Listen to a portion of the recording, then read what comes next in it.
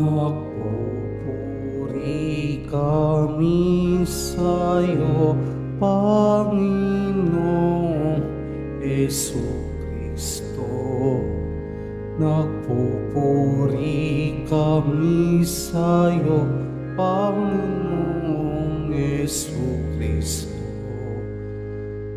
Nagpupuri kami sa'yo, Hari naming Jesucristo. Masunurin kang kordero sa katubusan ng tao, ayon sa kusang buhay mo.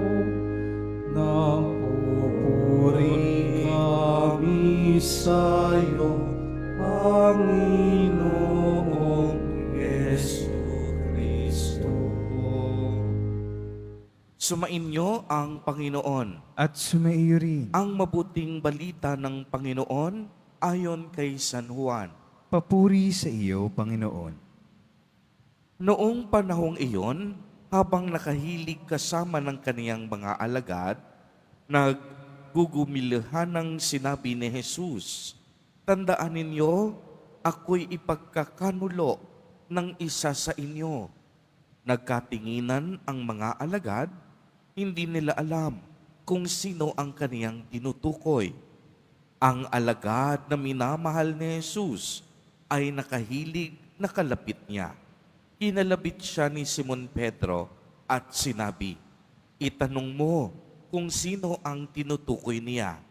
Kaya humilig siya sa dibdib ni Jesus at itinanong, "Panginoon, sino po ba ang tinutukoy ninyo?"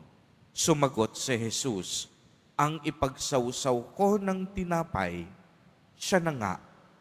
At nang maisawsaw ang tinapay, ibinigay niya ito kay Judas, na anak ni Simon Iscariote. Nang matanggap na ni Judas ang tinapay, si Satanas ay pumasok sa kanya.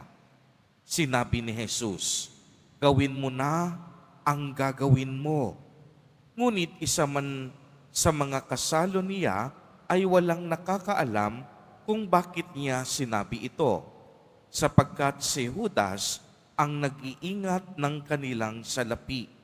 Inakala nilang pinagbibili siya ni Jesus ng kakailanganin sa pista o kaya'y pinagpapalimos sa mga dukha.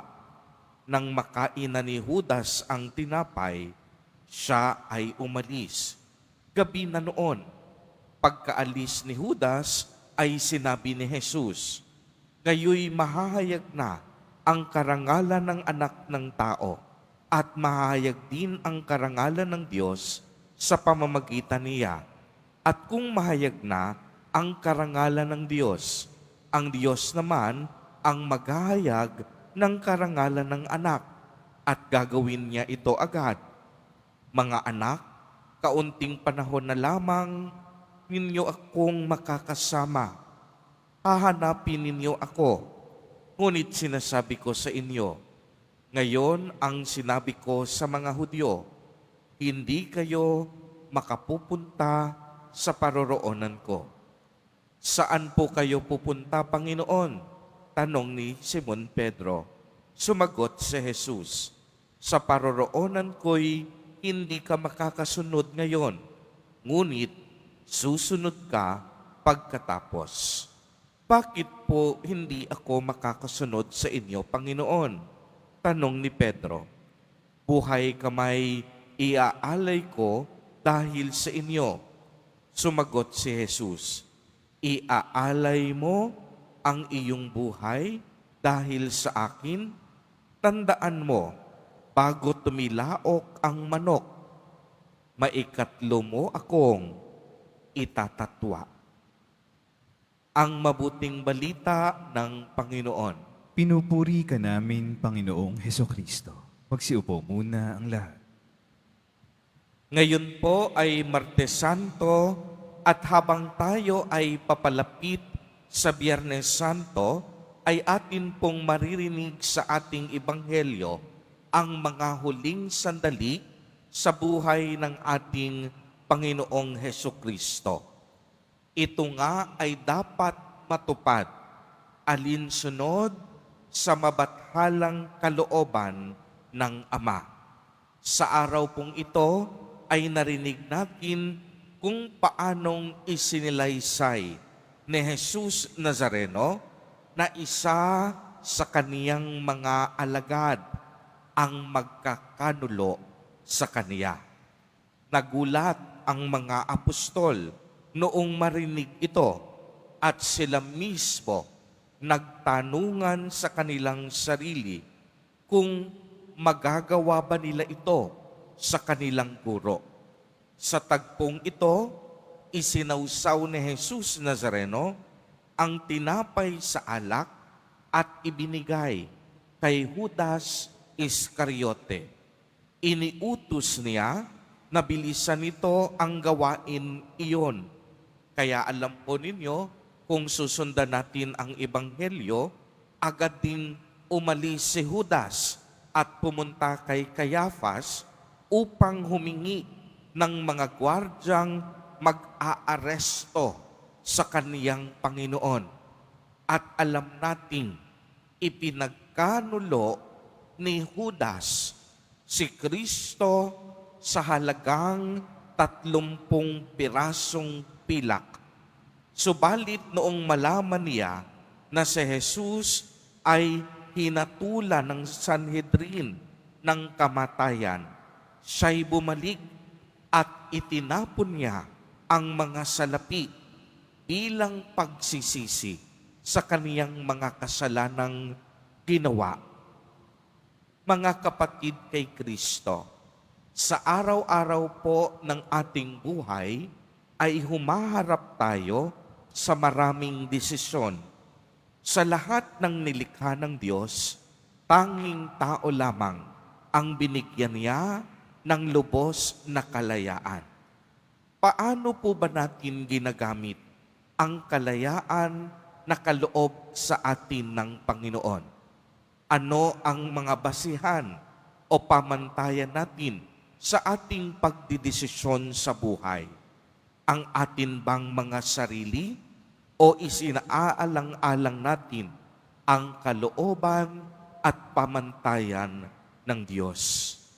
Sa totoo lang po, hindi madali ang magdesisyon, lalo na kung nahaharap tayo sa pagitan ng gusto nating mangyari sa ating sarili nang walang iniisip na pamantayan.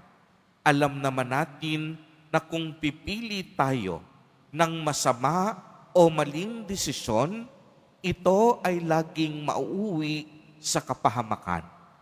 Uulitin ko po mga kapatid, kung pinipili natin ang mali, taliwas at masamang desisyon, sigurado yon, ito ay mauuwi sa kapahamakan.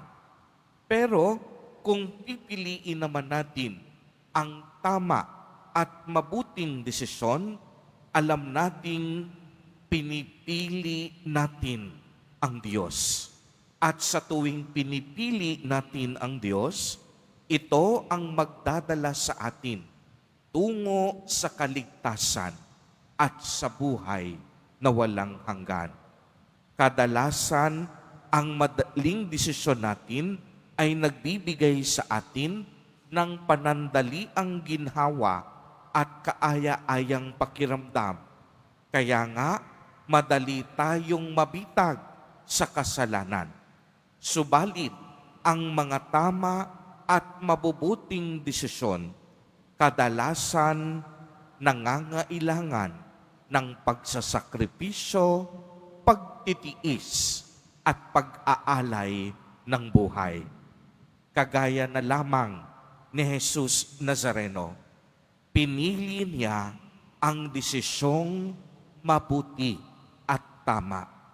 Bagamat mahirap at punong-puno ng pagsasakripisyo, pinuhat niya ang krus. Pinuhat niya sa kaniyang mga balikat ang kasalanan ng mundo. Pinutungan ng koronang tinik. Pinako sa krus. Mahapdi. makirot, ang kalayaang pinili, ang mabuti at tama, ang siya namang naging daan upang tayong lahat ay matubos sa ating kasalanan. Ngayong Semana Santa, ngayong mga mahal na araw, muling ipinapaalala sa atin na pumanig tayo sa tama at mabuti. Uulitin ko po mga kapatid, sa bawat desisyon ng ating buhay, pumanig at pumili tayo sa kung ano ang tama at mabuti. Kumapit tayo sa katotohanan. Piliin natin ang Diyos. Sundan natin ang ating Nuestro Padre, Jesus Nazareno, sa pagpili niya ng kabutihan at pagmamahal upang tayo din magkamit ng kaligtasan at ang pagpapala tiyak mapapa sa atin. Amen.